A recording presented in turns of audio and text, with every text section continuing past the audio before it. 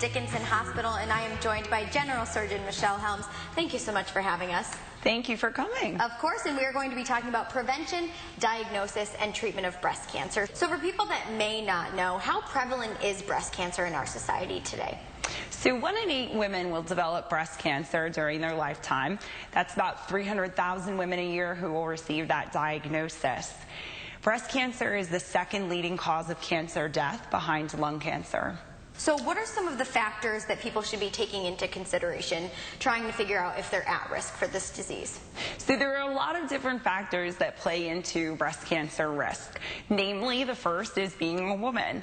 Women have the highest risk of breast cancer, obviously, over men. There's about 300,000 cases of female breast cancer that are diagnosed each year, but only about 3,000 for men. Family history and genetics play a role as well, but only about 15% of breast cancer cases are actually attributed to a genetic abnormality. We also look at other factors as well, like prior breast biopsies, hormone exposure, and radiation history. So should men be concerned about developing breast cancer as well as women? So the risk is there, but it is significantly less than women. But we do advise our male patients to be in touch with their bodies as our female patients are, and to do self-exams, and if they feel something, to definitely seek treatment. So next, let's talk about these self-exams. If people want to, start at home, what is a breast exam process that a woman should go through, and how often should women be checking for this? So we like our gals to check their breasts every month.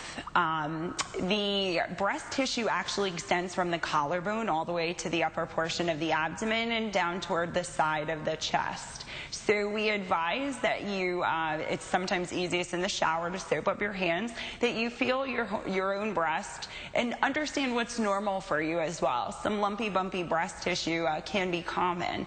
What we like to know is things that change. We also advise that women stand in front of the mirror and check their breasts for symmetry. Sometimes noting changes in the skin or dimpling can indicate something going on below the surface. So next, we're going to talk about mammograms. And for people that may be nervous about the whole mammogram process and they do actually get a call back and they have an abnormality, what's next for those people? Because it's a very stressful time.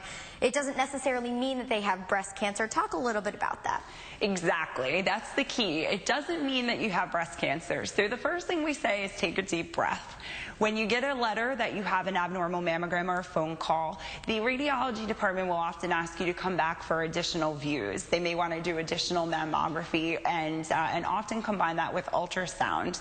What they want to do is further characterize the spot of concern. 50% of the time, even after women get a call back, the additional views show us that the spot of concern is actually quite normal. So if you are a woman that is diagnosed with breast cancer, it's obviously a very stressful time for you and your entire family. What treatments are available for these people, and what do you guys do here to kind of make sure that they're comfortable and know that they're not alone?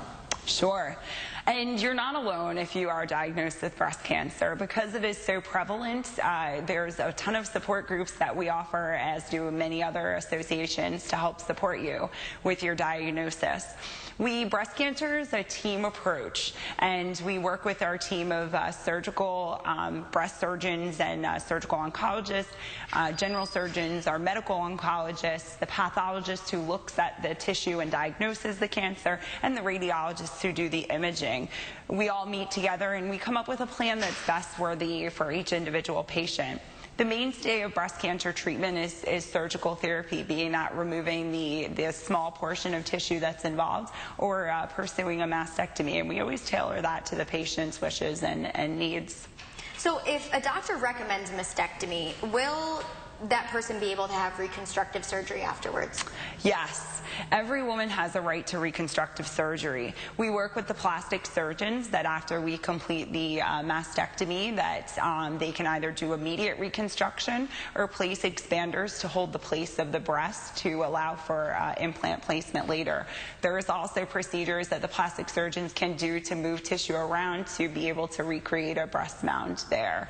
So every woman has the right to be equal and proportional proportionate as they were before. I think, you know, giving every woman the opportunity to feel beautiful again, even through this horrible time, is so great. And the fact that, like you said, every woman does have this option is so great. You're absolutely right. So thank you so much for having us. And you can get more information on Cooley-Dickinson.org.